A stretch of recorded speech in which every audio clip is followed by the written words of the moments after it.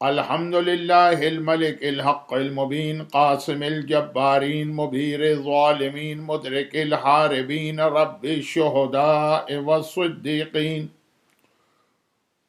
والصلاة والسلام علی الرسول النبی الامی الدافع جیشات الاباطیل والدامغ صولات الاوالیل العبد المؤید والمنصور المسدد المصطفى الامجد والمحمود الاحمد ابی القاسم محمد اللهم صل على محمد وآل محمد وآلہ وقطرته الطیبین الطاہرین المعصومین المظلومین المنتجبین الذین اذهب الله عنهم الرجس وطهرهم تطہیرا اللهم صل على محمد وآل محمد سیما الامام المنتظر والحجة الثانی عشر عجل اللهم له الفرج ولعنة الله على أعدائهم أجمعين من الأزل إلى الأبد أما بعد فقد قال الله عز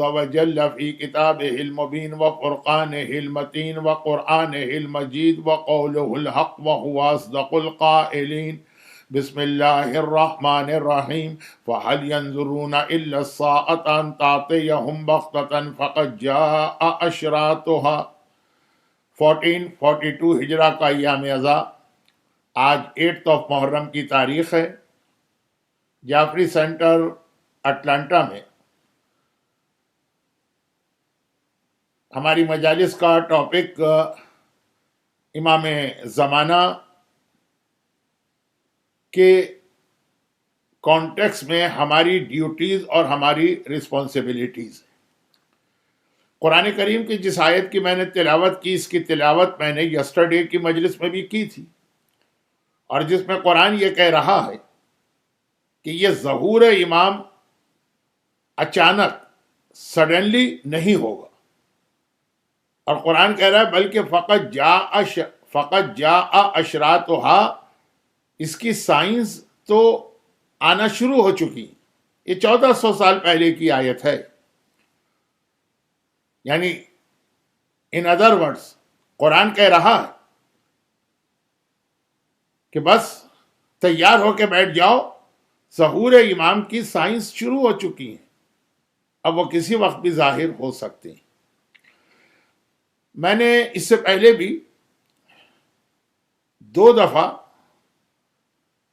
یہ بات عرض کی تھی، اور بہت مشہور بات ہے، علماء تو اس کو بیان کرتے ہی رہتے ہیں کہ ظہور امام، ری اپیئرنس آف امام زمانہ،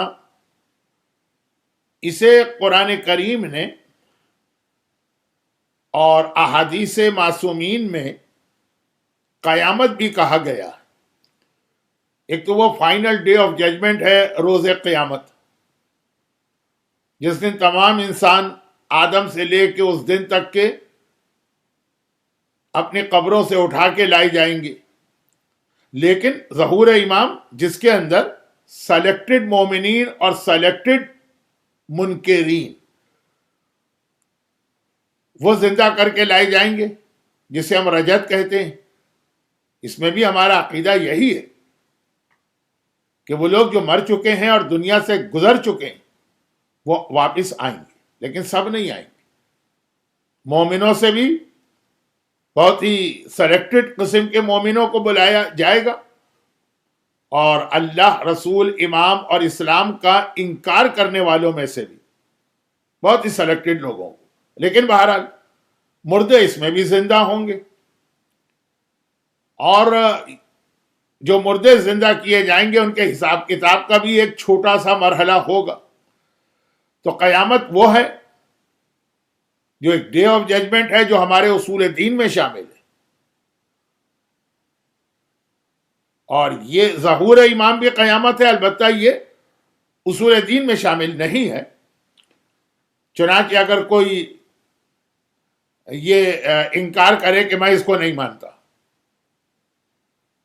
یعنی اس بات کو نہیں مانتا کہ امام زمانہ کے آنے کے بعد مردے زندہ کیے جائیں گے، تو وہ گناہگار ہو سکتا ہے، لیکن نہ کافر کہلائے گا، نہ out of Shia, out of शिया. खैर, अब ये बात तो इसलिए आ गई कि क़यामत, इमाम ज़माना के ज़हूर के लिए भी ये लफ्ज़ इस्तेमाल हुआ.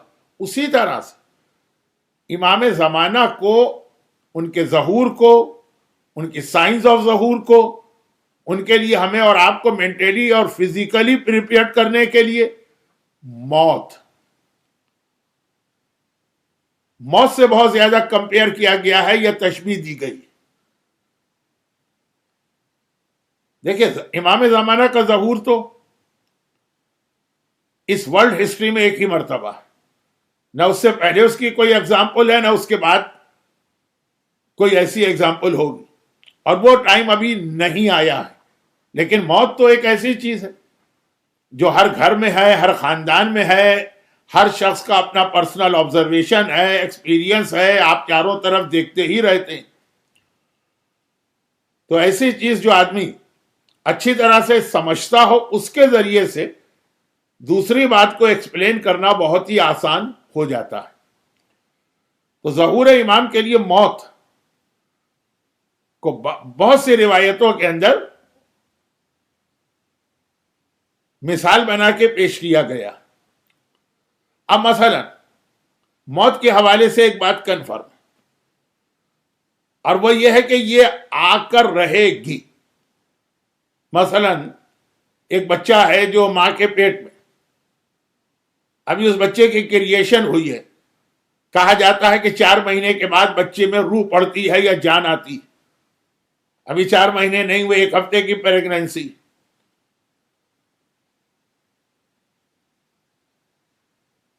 रूह पड़ गई, जिंदगी आ गई. अब ये जिंदगी आने के बाद से लेकर इसकी जिंदगी के जितने फेजेस हैं ना, वो सब कंफर्म कोई नहीं, सब शक वाले. पता नहीं ये बच्चा जिंदा पैदा हो कि मुर्दा पैदा हो, मरा हुआ. बच्चा जिंदा भी पैदा हो गया, तब भी अब यकीन के साथ तो नहीं कह सकते हैं ना कि ये जवान होगा. अगर वो जवान हो भी गया तब भी हम यकीन के साथ तो नहीं कह सकते हैं ना कि वो मिडिल एज में जाएगा. वो मिडिल एज में पहुंच गए तब भी यकीन के साथ तो नहीं कह सकते हैं ना कि ये बूढ़ा होगा. बूढ़ा भी हो गया तब भी यकीन के साथ तो नहीं कह सकते हैं कि वो 80 में मरेगा, कि 90 में मरेगा, कि 100 में मरेगा. मां के पेट में बच्चा पैदा जिंदा हुआ, वहां से लेकर उसके मरने तक जितने भी उसकी लाइफ के फेजेस हैं, स्टेजेस हैं, मरहले, सब के सब शक वाले. गेस किया जा सकता है ना, एक इंसान चारों तरफ अपनी फैमिली को देखकर अंदाजा लगा सकता है कि जी इस फैमिली में 60s तक लोग जिंदा रहते हैं, फिर मर जाते हैं 80s. लेकिन यकीन के साथ कुछ नहीं कहा जा सकता. अलबत्ता अगर यकीन के साथ, पूरी श्योरिटी के साथ कोई बात कही जा सकती है तो वो सिर्फ एक, और वो ये है कि ये बच्चे को मरना जरूर.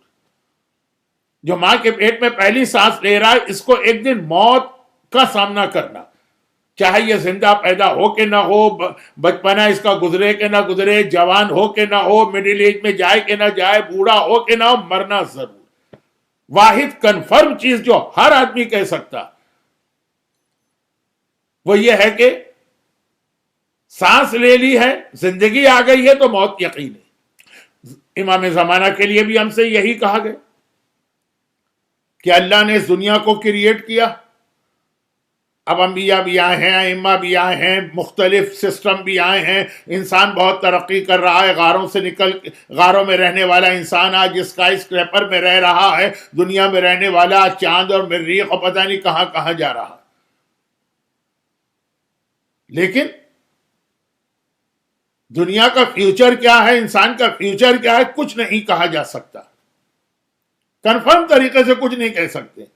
सिर्फ एक बात कह सकते कि इस दुनिया में कुछ और हो के न हो, लेकिन इमाम ज़माना का जाहिर होना यकीनी बात है. चुनांचे रिवायत यह है कि नहीं कि अगर कयामत में एक दिन भी बाकी रहेगा तो अल्लाह उस दिन को भी इतना लेंदी कर देगा कि इमाम ज़माना जाहिर होके वो अपना पूरा सिस्टम यहां पे कायम करे. उधर मौत यकीनी है, इधर कहा गया कि इमाम की का रीअपियरेंस और इमाम का जाहिर होना यकीनी. اور کئی طریقے سے پھر اس کو کمپیئر کیا گیا. سائنس آف ظہور کے حوالے سے ایک چھوٹی سی روایت موت کی پڑھ لی.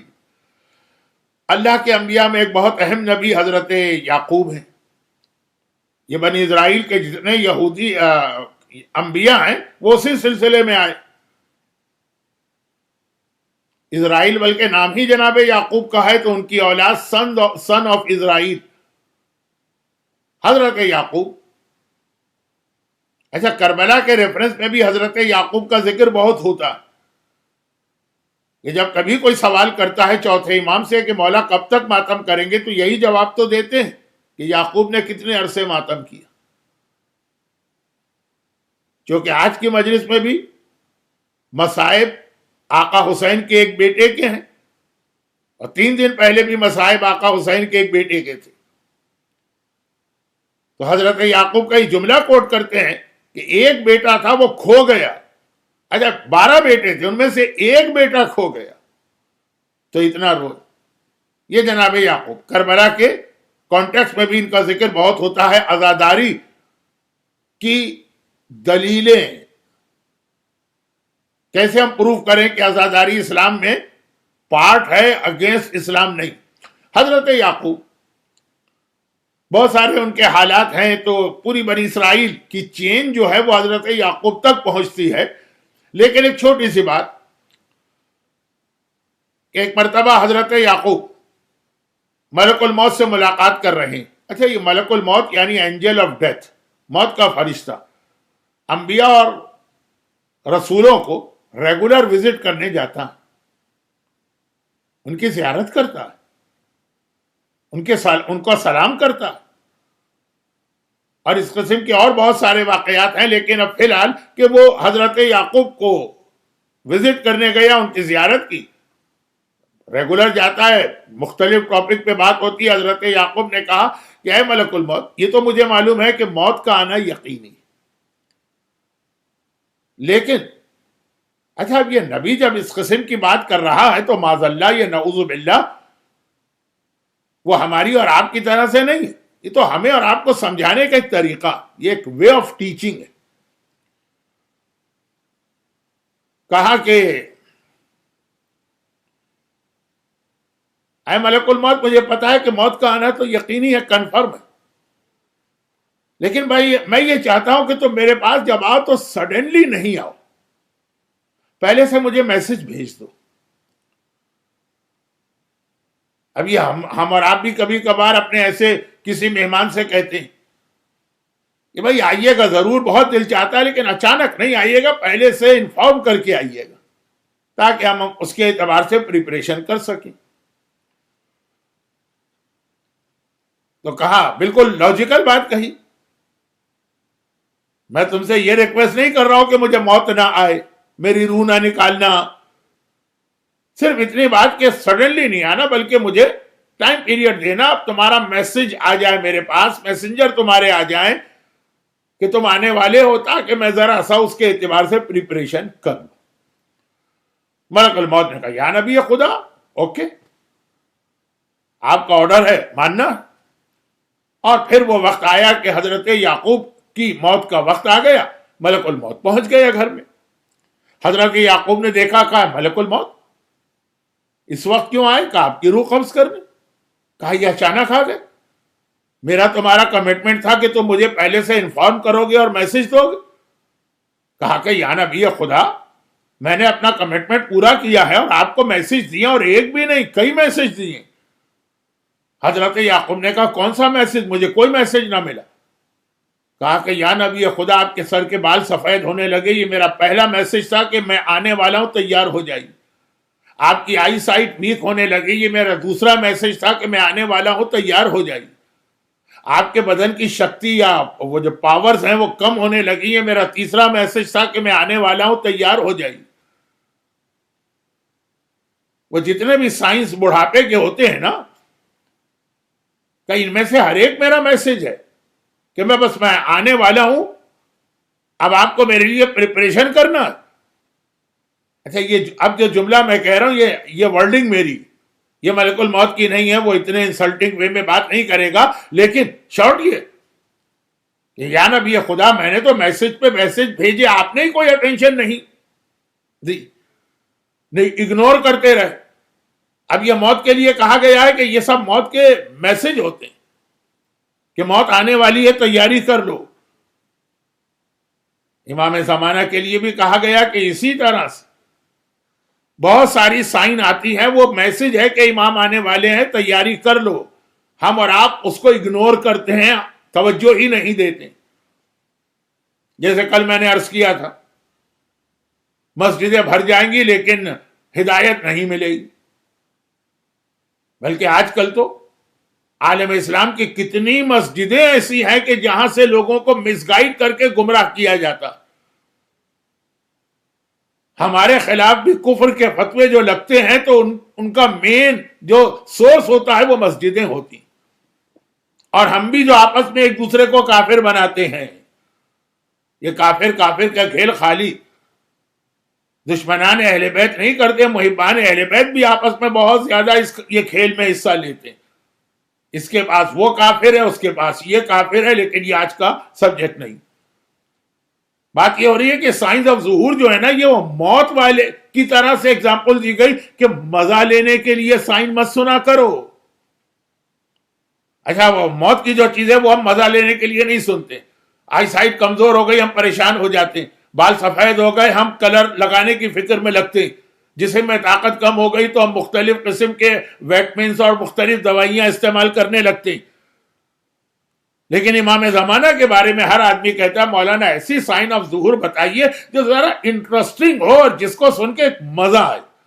یہ مزے والی بات نہیں ہے، یہ پریپریشن کی بات ہے۔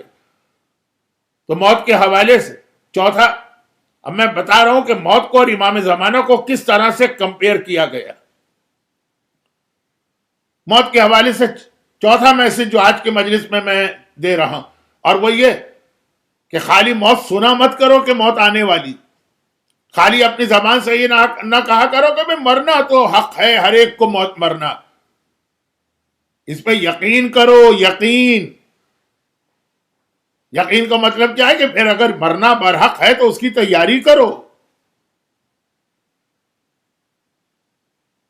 اور وہاں تو پھر بھی کچھ لوگ ایسے آپ کو مل جاتے ہیں جو تیاری کرتے ہیں۔ دیکھیں، ہمارے یہ ول لکھنا یہ بھی ایک تیاری، بہت امپورٹنٹ ایک اسلام کا حکم ہے، لیکن ایام ازا کی ان مجالس میں تو ٹائم نہیں ہے۔ شاید عاشورے کے بعد جو ریمیننگ 2 مجالس ہوں گی اس میں کچھ باتیں میں ذرا سی فقہی اور شرعی بھی کروں گا، لیکن فی الحال اتنی سی بات۔ پھر موت کی تیاری کے حوالے سے آدمی کچھ عبادتیں، کچھ اچھا قرآن کریم کی ایک آیت جو اگرچہ حج کے لیے ہے لیکن وہ موت کے لیے بھی ہے اور وہ امام زمانہ کے لیے بھی ہے، وَتَزَوَّدُوا فَإِنَّ خَيْرَ الزَّادِ التَّقْوَىٰ، سامان سفر تیار کرو اور بہترین سامان سفر تقوی ہے۔ آیت تو حج کے کانٹیکس میں آئی ہے، لیکن حج سے زیادہ امپورٹنٹ موت وہ سفر ہے جس کے لیے تقوی چاہیے۔ اب وہ روایتیں اپنے دماغ میں لے آئیے کہ رات کے اندھیرے میں راوی امام معصوم کو دیکھتا ہے کہ اپنی کمر پہ بوری رکھے ہوئے جا رہے ہیں، مولا کہاں، مجھے بتائیے میں یہ سامان لے جاؤں؟ کہا کہ نہیں، میں تو ٹریولنگ کر رہا ہوں، یہ ٹریولنگ کا سامان ہے۔ اور راوی یہی سمجھا کہ امام کہیں شہر کے باہر جا رہے ہیں۔ 2 دن کے بعد دیکھا کہ امام تو مسجد النبوی میں بیٹھے ہیں۔ مولا، اب آج کے زمانے میں تو آپ 2 گھنٹے میں ٹریولنگ کر کے آ سکتے ہیں، پرانے زمانے میں تو ممکن نہیں۔ مولا، وہ تو آپ ٹریولنگ کے لیے جا رہے تھے، اب گئے نہیں کیا؟ امام نے کہا ٹریولنگ سے تم کیا سمجھے؟ ایک سٹی سے دوسری سٹی نہیں، اس دنیا سے آخرت کی ٹریولنگ ہے۔ وہ اس کا سامان تھا جو میں لوگوں کی مدد کے لیے رات کے اندھیرے میں جا کے ان کے سرہانے ان کی ضرورت کی چیزیں رکھ کے آتا ہوں۔ دیکھیں، موت ایک سفر کا سامان تیار کرو، اور یہی امام زمانہ کے لیے سامان تیار کرو، مینٹلی پریپیئرڈ ہو اور فزیکلی پریپیئرڈ ہو۔ یہ اصل مقصد ہوتا ہے ظہور امام کی نشانی ہوگا۔ چلیں، بعض مومنین کے خواہش کے اوپر ایک نشانی وہ پڑھ رہا ہوں جو ایک زمانے میں بہت زیادہ پڑھا کرتا تھا۔ ایک زمانے میں یہ نشانی میں بہت زیادہ پڑھا کرتا تھا، یہاں تک کہ میرے نام سے بہت مشہور بھی ہو گئی تھی۔ ظہور ایمان مولا نے مسجد کوفہ میں ایک مرتبہ خطبہ دیا اور اس خطبے کے اینڈ میں تھوڑی سی سائنس آف ظہور بیان کی. پہلے بھی عرض کر چکا ہوں کہ یہ مولا کا ایک فیوریٹ ٹاپک تھا. جب وہ سائن آف ظہور کمپلیٹ ہو گئی تو ایک بار مولا کے ایک بہت ہی کلوز صحابی، ہر ایک آدمی جانتا ہے کیونکہ ان کی دعا تو ہر آدمی ایوری تھرسڈے پڑھتا، کمیل ابن زیاد، جن کو مولا نے اپنا فائنانس منسٹر بھی بنایا تھا. مولا کے خلافت کے زمانے میں انہی کے پاس بیت المال تھا. وہ مولا کے پاس آیا اور کہا کہ مولا زدنی بیانہ، مجھے مزید کچھ ڈیٹیل چاہیے. اچھا، ایک کتاب میں روایت اس طرح لکھی، ایک دوسری کتاب میں روایت اس طرح ہے، آگے جا کے دونوں روایتیں ایک ہو جائیں گی، کہ ایک بار کمیل کہنے لگے کہ مولا میں یہ معلوم کرنا چاہتا ہوں کہ مرنے کے بعد میری قبر کہاں بنے گی. مولا نے کہا چلو میں تمہیں بتاتا ہوں. یہ کہہ کے کمیل کا ہاتھ پکڑا اور ان کو کوفے سے باہر ایک جنگل اور ڈیزرٹ میں لے جا کے کھڑا کر دیا.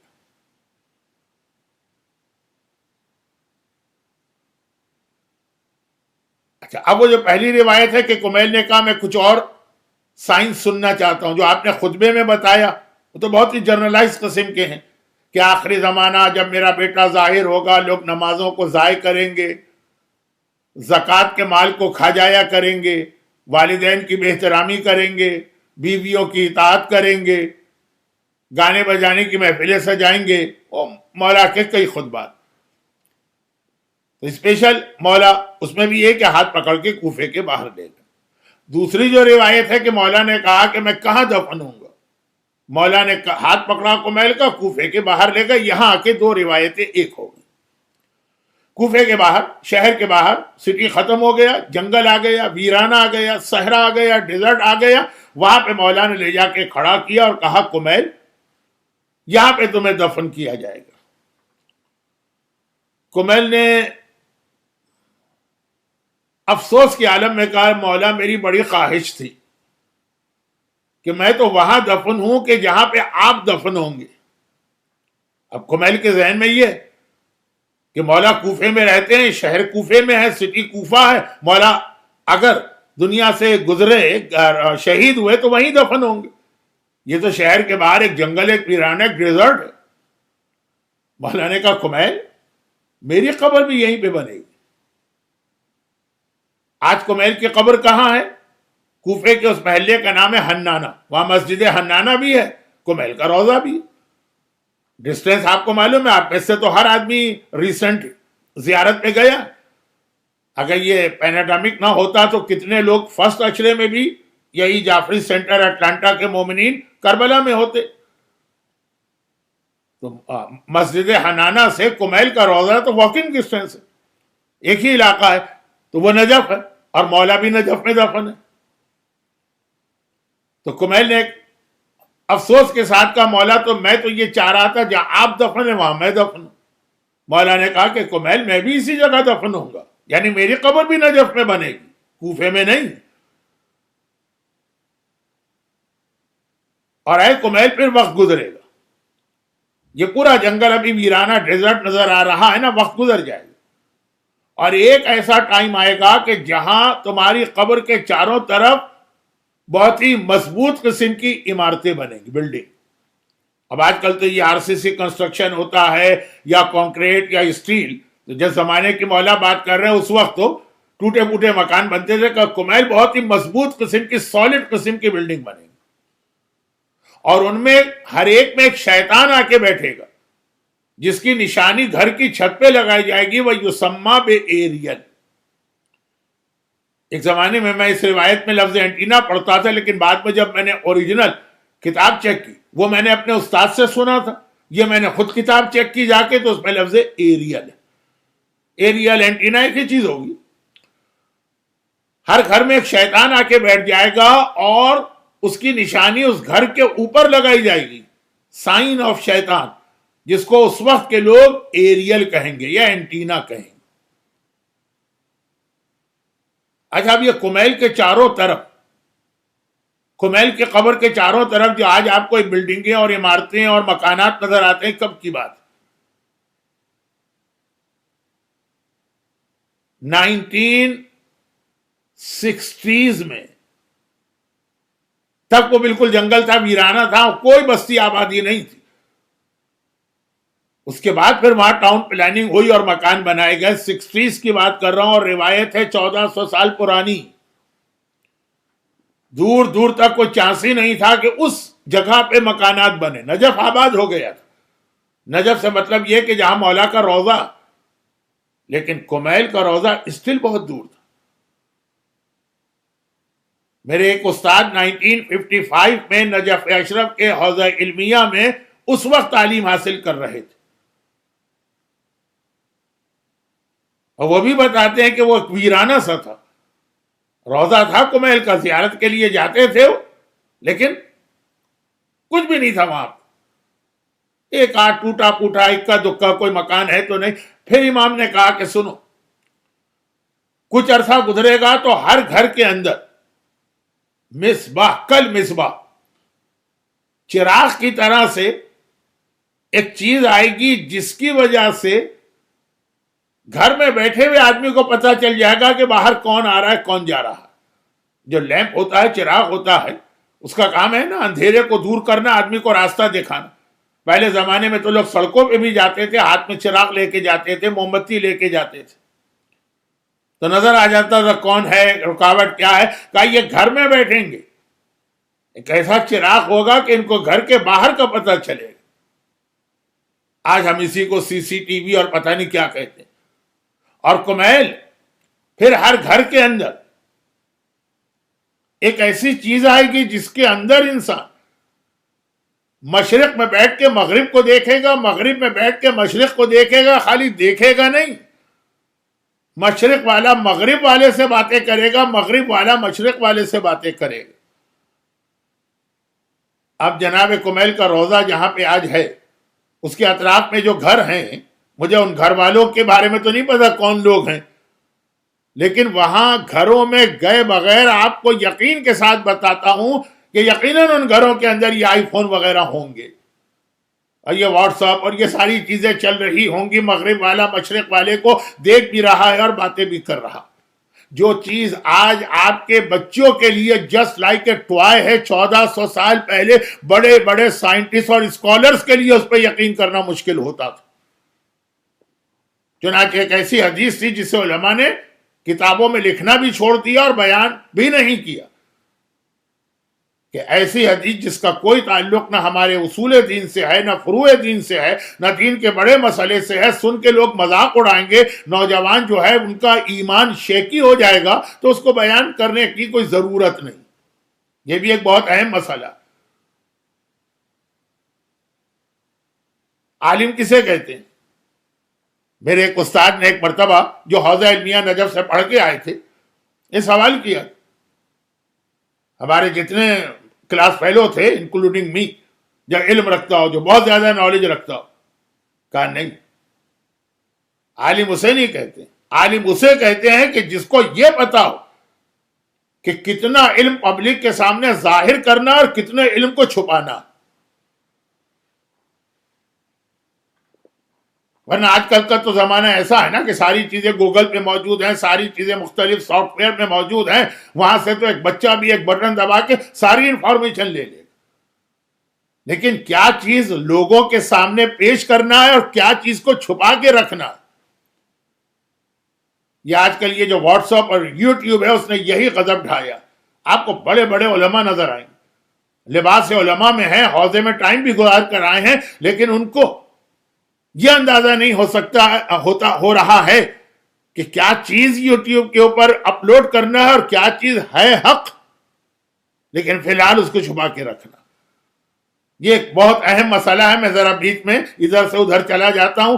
آج تو میرا پورا ارادہ تھا کہ ایسا نہیں کروں گا، لیکن پھر بھی ہو گیا، واپس آتا ہوں۔ تب یہ 1400 سال پہلے کی ایک ایسی حدیث ہے کہ جس کو آج ایک بچہ سن کر کہے گا کہ اس میں کیا خاص بات ہے، یہ تو ایک عام سی بات ہے۔ 1400 سال پہلے کے بڑے بڑے ریسرچ اسکالر اور سائنٹسٹ ہنستے تھے کہ یہ کیسے پاسبل ہے، مشرق کا آدمی مغرب کے آدمی سے باتیں کرے۔ جعفری سینٹر اٹلانٹا میں تو میرا ایک اندازہ ہے، کیونکہ میں کئی سالوں سے جا رہا ہوں، کہ لوگ کافی توجہ سے اور اٹینٹو ہو کے میری مجلسیں سنتے ہیں، لیکن بہت سارے علاقے ایسے ہیں جہاں لوگوں کو یہ مجلس سمجھ میں ہی نہیں آتی ہے کہ پڑھا کیا جا رہا۔ وہ کہتے ہیں کیا اس کو مجلس کہتے ہیں؟ مجلس وہ ایسی ہے کہ اتنے نعرے تو لگ رہے ہوں کہ جعفری سینٹر کی چھت ہلنے لگے اور ڈر لگے کہ کہیں اب یہ چھت گر تو نہ جائے۔ تو وہاں پہ یہ ہو رہا ہے کہ میں مجلس پڑھ رہا ہوں، خواتین، مرد تو سامنے ہوتے ہیں، ذرا ہمت نہیں ہوتی ہے، لیکن اب مردوں میں بھی ہمت ہو گئی ہے۔ خواتین پردے کے پیچھے آئی فون اٹھایا، جمال پور تاج پول میں اپنی نند کو یا اپنی بھاوج کو فون کیا، بھائی آج کیا پکا رہی ہو اور کیسے پکا رہی ہو، کتنے لوگوں کے یہاں مجلس ہو رہی ہے، وہاں ان کی باتیں چل رہی ہیں۔ اتنا ایزی ہو گیا کہنے کا مقصد یہ۔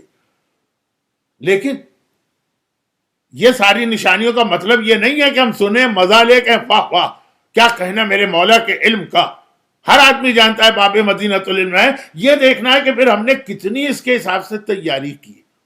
یاد رکھیے ظہور امام کی نشانیاں جو ہیں اس میں بھی اور اس کے ساتھ ایک اور سبجیکٹ اس کے ساتھ ساتھ ہے، اس میں یہی ایک میسج ہے، اور آج کے مجلس میں میرا مقصد وہی میسج دینا تھا کہ ظہور امام کی جو نشانیاں، اب زیادہ تو جو باتیں رہ گئی ہیں وہ عاشورے کے بعد کی مجلس میں آئیں گی۔ کل شب عاشور ہے، شاید اس موضوع پہ میں کل بات کر بھی نہ سکوں، لیکن یہ ظہور امام کی نشانیاں یہ خالی ایک انفارمیشن کے لیے نہیں ہے، خالی انٹرسٹ کے لیے نہیں، یہ ہے پریپریشن کے لیے۔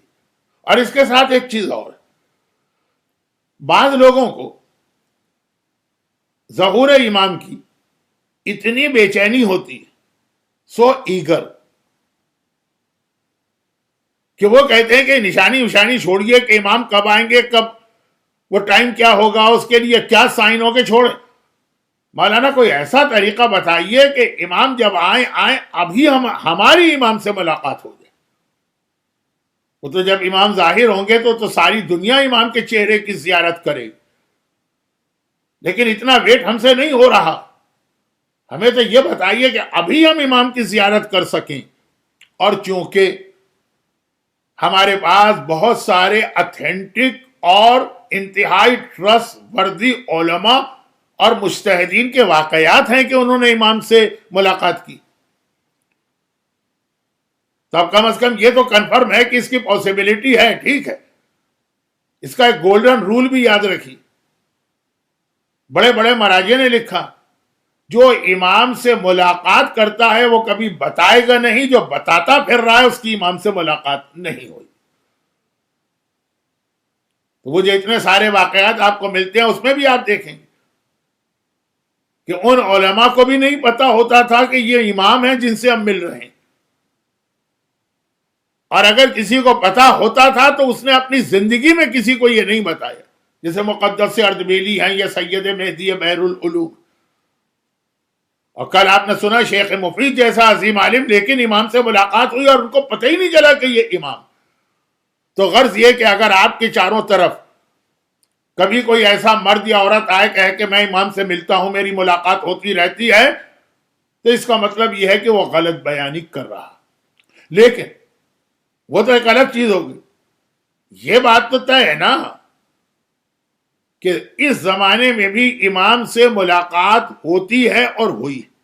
تو ایک تو یہ واقعات، پھر دعاؤں کی کسی کتاب میں آپ دیکھیے تو بہت سارے اعمال بھی دیے ہیں کہ اگر فلاں عمل کرو گے تو تمہاری امام سے ملاقات ہو جائے گی۔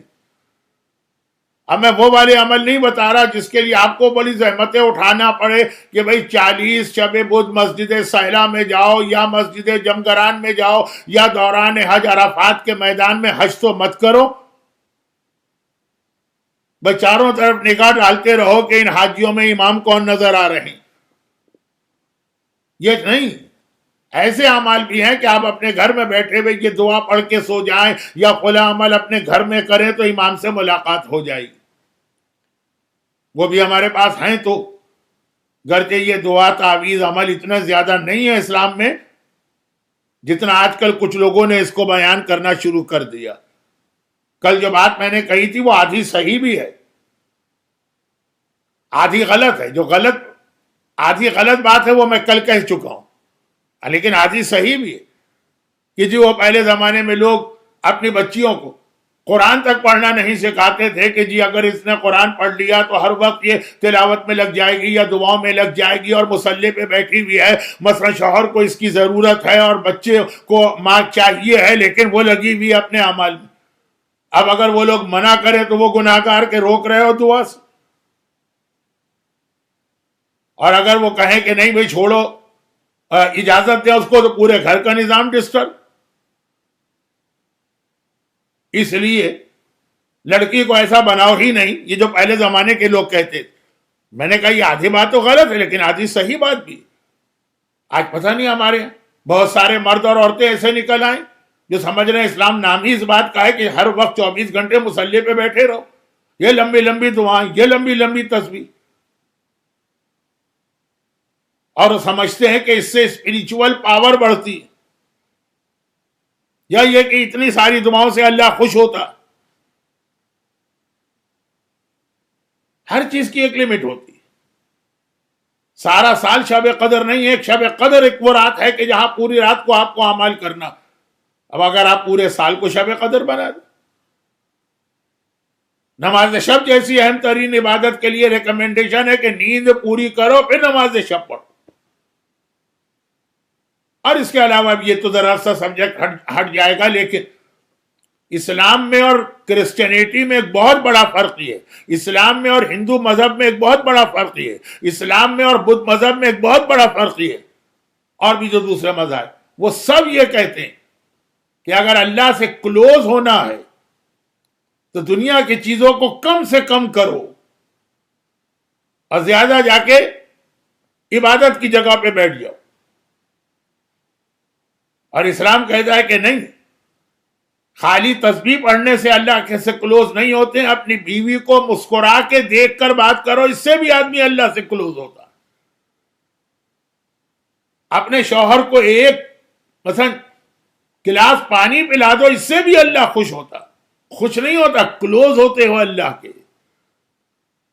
شادی کے موقع پہ تو آپ اکثر سنتے ہیں کہ بغیر شادی والے کی 70 رکعت نماز سے زیادہ ثواب شادی والے کی 2 رکعت نماز کا۔ لیکن یہ اور بھی، کیونکہ آج کل ذرا سا ایکسٹریمزم آ گیا ہے ہمارے یہاں، جو لوگ دین سے دور ہیں تو ایسے کہ وہ فرض نماز بھی پڑھنے کو تیار نہیں، اور جو دین کے قریب ہے تو اتنے لمبے لمبے ڈیلی اعمال۔ مفاتیح الجنان کے آخر میں مولا کی ایک ڈانٹ ہے، ایک آدمی کو دیکھا بہت لمبی لمبی دعائیں پڑھ رہا، امام نے اس سے ڈانٹا، یہ اتنی لمبی دعاؤں کا کیا فائدہ اور ضرورت؟ جو اللہ لمبی دعا سنتا ہے وہی اللہ شارٹ دعا بھی سنتا ہے۔ خیر، تو یہ بیچ میں بات اس لیے آ گئی کہ ہمیں اور آپ کو تو اس طرح سے بنایا گیا کہ یہ اپنی ذمہ داریاں ادا کر لو، والدین کی خدمت، شوہر کی خدمت، بیوی کی ذمہ داری، بچوں کی ذمہ داری، یہ بھی ایک عبادت ہے اور بہت بڑی عبادت ہے۔ لیکن وقت نہیں رہا، آج تو پتہ نہیں میں کہاں سے کہاں چلا گیا۔ خیر یہ تو روزانہ کی ایک ٹریجڈی۔ واپس آتا ہوں اصل ٹاپک پر کہ جی وہ امام زمانہ سے ملاقات کے کچھ اعمال اور دعائیں بھی، لیکن مسئلہ یہ نہیں ہے کہ امام کی زیارت ہم کو کرنا ہے، دل تڑپ رہا ہے۔ ظہور کے بعد تو ہر ایک کو زیارت ہوگی، ہم نے کہا وہ ظہور تو پتہ نہیں کب ہو رہا ہے، سائنس آف ظہور تو پتہ نہیں کب پوری ہوں گی، ہماری ابھی کیوں نہ ملاقات ہو جائے۔ بار بار روایتوں میں کہا گیا کہ دیکھو امام سے ملنا اتنا اہم نہیں ہے، امام کو خوش کرنا زیادہ اہم۔ رسول اللہ سے ملنے والے کتنے سارے تھے، رسول ان میں سے خوش کتنوں سے تھے؟ اور جو رسول خدا سے کبھی نہیں ملا اویس قرنی، کیونکہ اویس کا واقعہ ہر آدمی جانتا ہے تو خالی اشارہ کر دینا کافی، اس سے رسول اتنے خوش ہیں کہ اپنا اسپیشل سلام اس کو بھجوا رہے ہیں۔ ایک مدینے کے منافقین جو روزانہ صبح و شام جا کے رسول کو سلام کرتے ہیں، اور ایک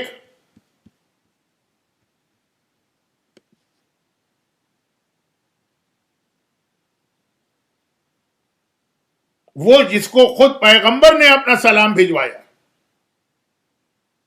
یہ ویسے قرنی کا اسٹیٹس کہ مولا جب جنگ صفین کے لیے نکل رہے ہیں، پورا لشکر تیار ہے، لوگوں نے کہا چلے کا ٹھہر جاؤ، ابھی میں ایک سپاہی کا انتظار کر رہا ہوں، جب تک کہ وہ نہیں آئے گا میں جنگ کرنے نہیں جاؤں گا۔ ساری دنیا امام کا انتظار کرے اور ویسے قرنی وہ ہے جس کا انتظار امام کرے۔ اور مدینے پہنچ کر رسول کی زیارت کیے بغیر آ گیا کہ ماں نے مدینے میں ٹھہرنے کی اجازت نہیں دی۔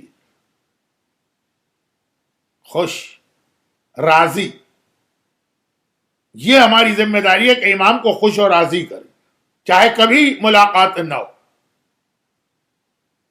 یہ نہیں ہے کہ امام سے ہماری ملاقات ہو اور امام سے ملے تو چاہے اب امام ہم سے ناراض ہی کیوں نہ ہو۔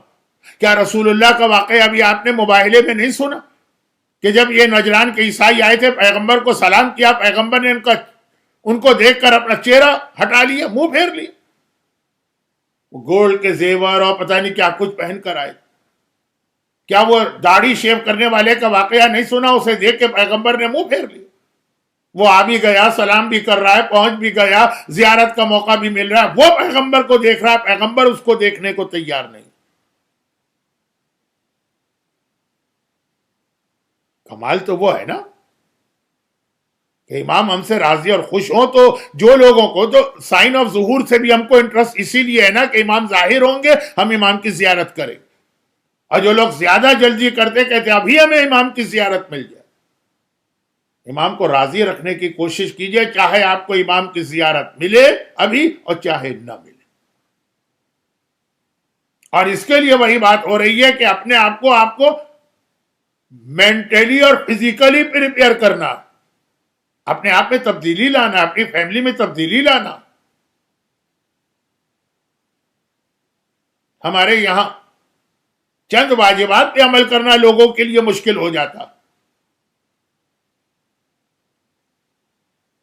چند حرام چیزوں سے اپنے آپ کو بچانا مشکل ہو جاتا۔ اور کربلا کا میسج یہ ہوتا ہے کہ دین تو اتنا قیمتی ہے کہ اس کے خاطر انسان اپنے جگر کا ٹکڑا بھی قربان کر دیتا۔ غیبتیں، تہمتیں، ایلیگیشن، اتہامات، حسد، جیلیسی، ایروگنس، گھمنڈ و غرور، یہ آپ کو ان لوگوں میں بھی نظر آتا ہے جو بڑے پکے قسم کے نمازی ہوتے ہیں۔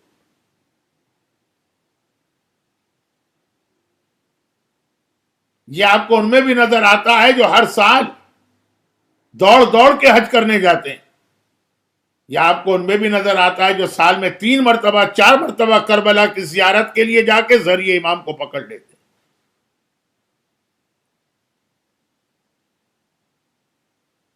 لیکن امام منہ پھیر لیتے ہیں۔ حج کے لیے بھی روایت ہے، زیارت کے لیے بھی روایت۔ ذرا اندازہ کریں،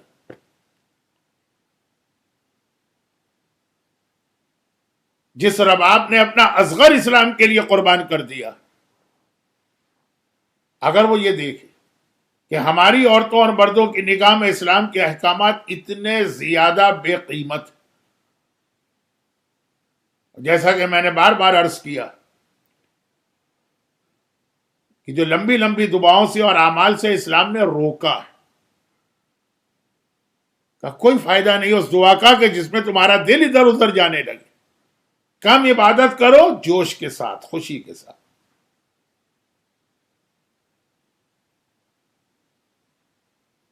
ابھی عاشورے کے اعمال تو آپ انجام دیں گے، لیکن آپ کو پتا ہے نا کہ اعمال عاشورہ اگر آپ ڈیلی بھی کریں تو اس کے بہت بینیفٹ ہے۔ آیت اللہ سیستانی کا فتویٰ میرے پاس موجود، مجھے 100 مرتبہ لعنت ہے اور 100 مرتبہ درود ہے، اگر وہ خالی ایک دفعہ ہم پڑھیں تو کافی ہے، بالکل کافی۔ اور اس کے علاوہ اور بہت ساری باتیں ہیں۔ خاص طور پہ آج مجھے 2 جملے، زیادہ نہیں، لیڈیز سے بات کرنا، گھر کو سنبھالیں، گھر کو صحیح کریں۔ کربلا میں ایک بہت بڑا میسج آقا حسین نے ان بیویوں کو اپنے ساتھ لے جا کر یہ دیا تھا کہ عورت کا رول بھی اسلام کی خدمت کے لیے کتنا اہم ہوتا، اور پھر خاص طور پر اس میں جب ہمارے سامنے اس رباب کا تذکرہ آتا جس کے لیے آقا حسین نے ایک ایسا جملہ کہا جو کسی بھی ریلیجس آدمی کی زبان پہ ہم کو اچھا نہیں لگتا۔ حسین تو خود ریلیجن ہے، دین است حسین۔ ایک امام معصوم فرماتے ہیں جس گھر میں رباب نہ ہو وہاں پہ میرا دل نہیں لگتا۔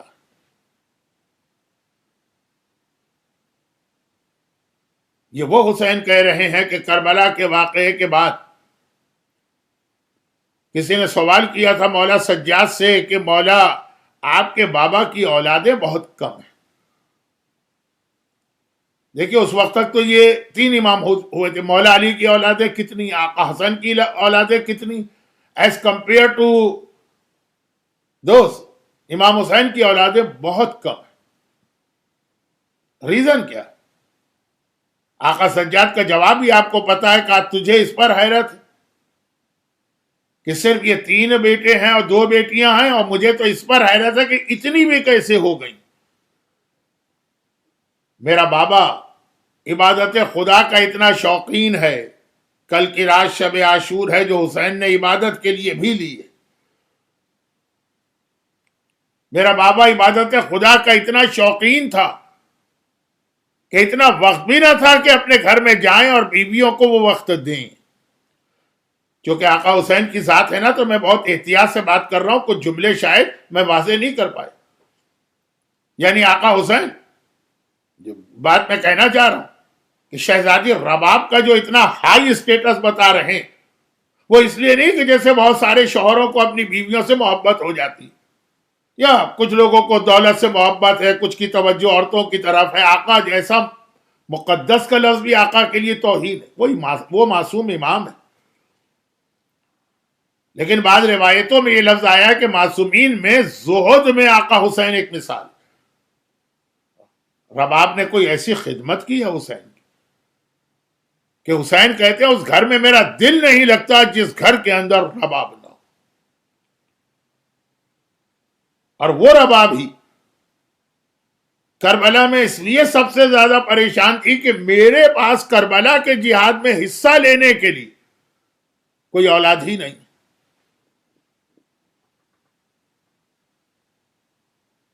فروا کے پاس تو 13 سال کا قاسم ہے نا، لیلا کے پاس تو 18 سال کا علی اکبر ہے نا۔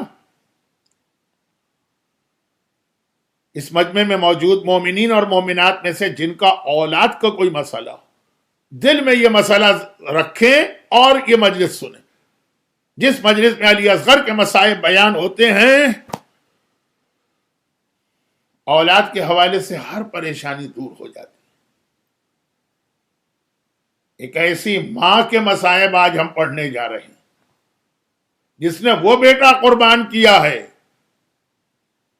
کہ غیر مسلموں نے بھی اگر مرثیہ لکھے تو علی اصغر کے مرثیہ لکھے، اور اب آپ پریشان ہیں کہ میرے پاس کربلا کے جہاد کے لیے کوئی قربانی ہی نہیں۔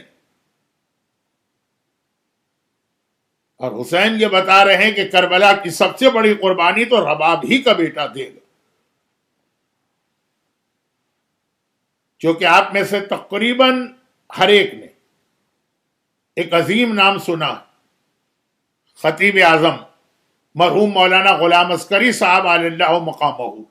آپ کے شہروں میں بھی آتے تھے، احمد آباد میں بھی آتے تھے، بلکہ کچھ ایسے لوگ بھی ہیں اس مجلس کے اندر، خواتین و حضرات، جنہوں نے براہ راست ان کی مجلس سنی ہوگی۔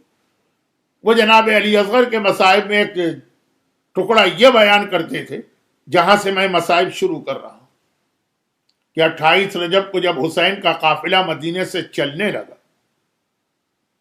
اور سواریاں آ گئیں، اور حسین نے پیغام بھیجا کہ زینب، بیویوں سے کہو کہ اب اپنی اپنی سواری پہ بیٹھے، ہم کو سورج ڈوبنے سے پہلے مدینے سے نکل جانا۔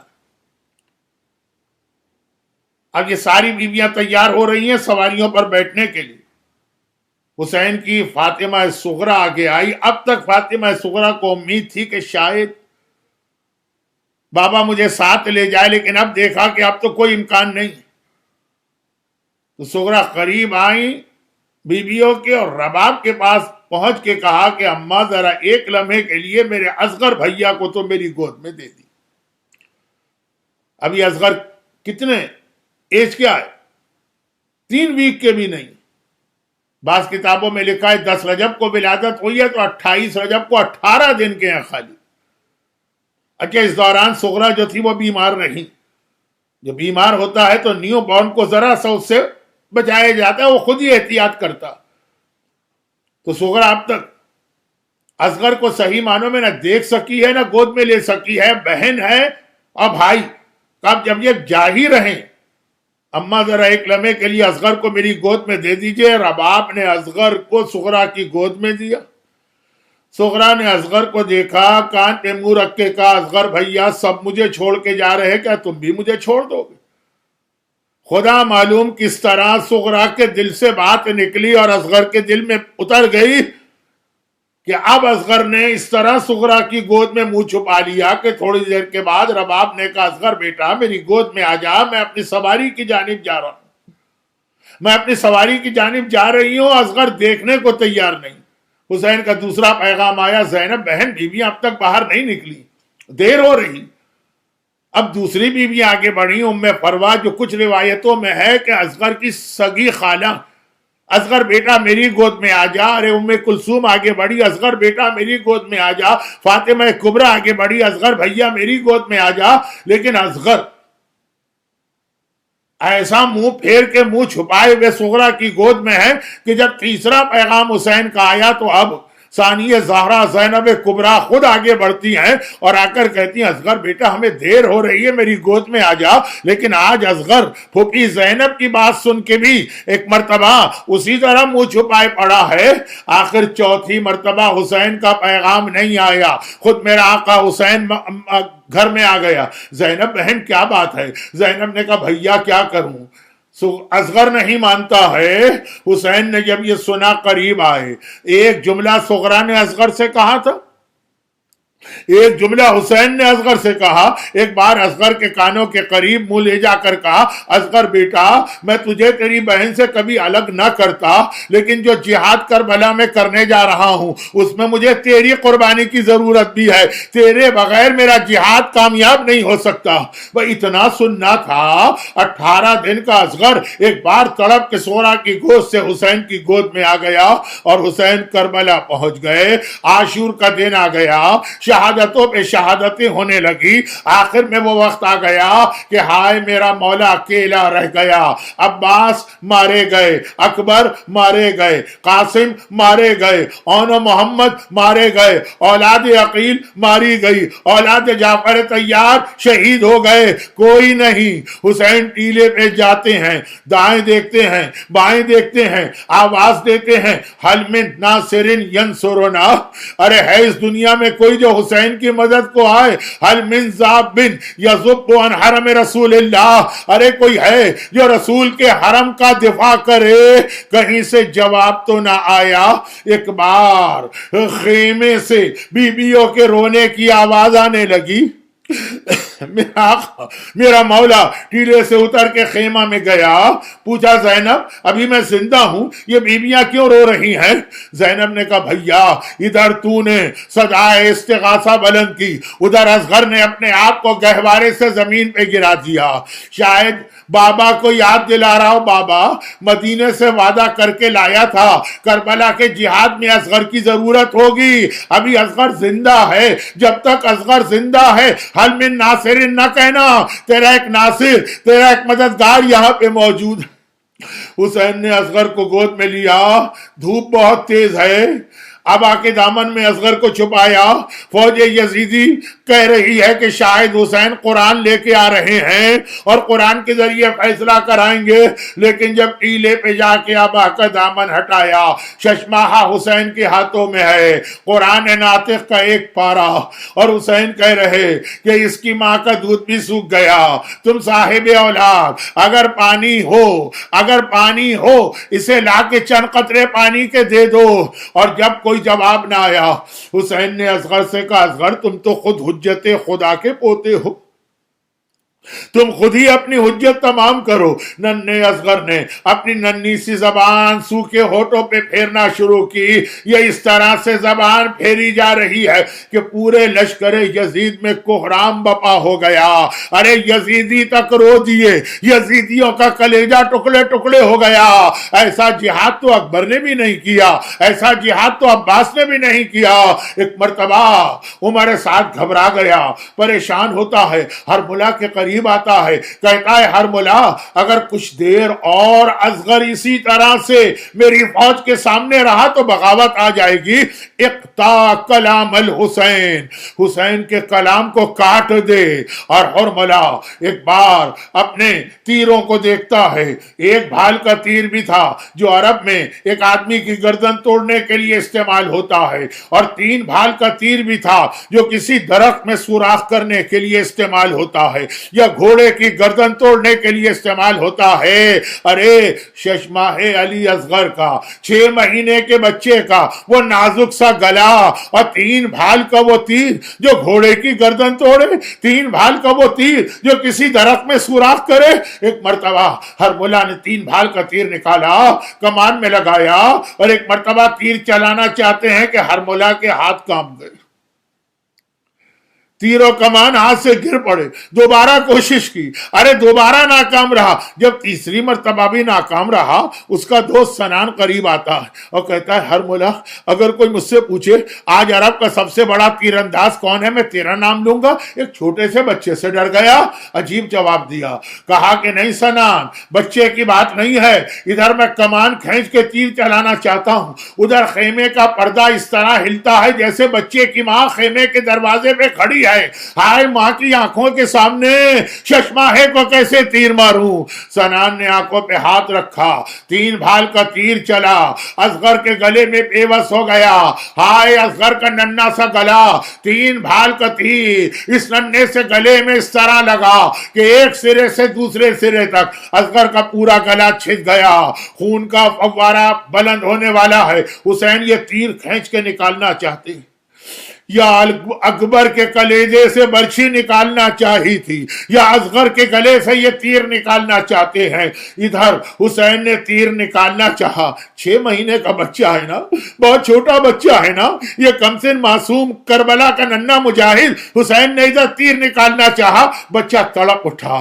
حسین نے کہا اصغر مجھے پتا ہے تجھے تکلیف ہو رہی ہوگی، لیکن تو حسین کا بیٹا ہے، علی کا پوتا ہے، عباس جری کا بھتیجا ہے، میں تیر نکالتا ہوں، تڑپنا نہیں۔ اب جو حسین نے تیر نکالا، بچہ تڑپا تو نہیں مگر تیر کیا نکلا، اصغر کی جان بھی نکل گئی اور ایک بار خون کا فوارہ بلند ہوا۔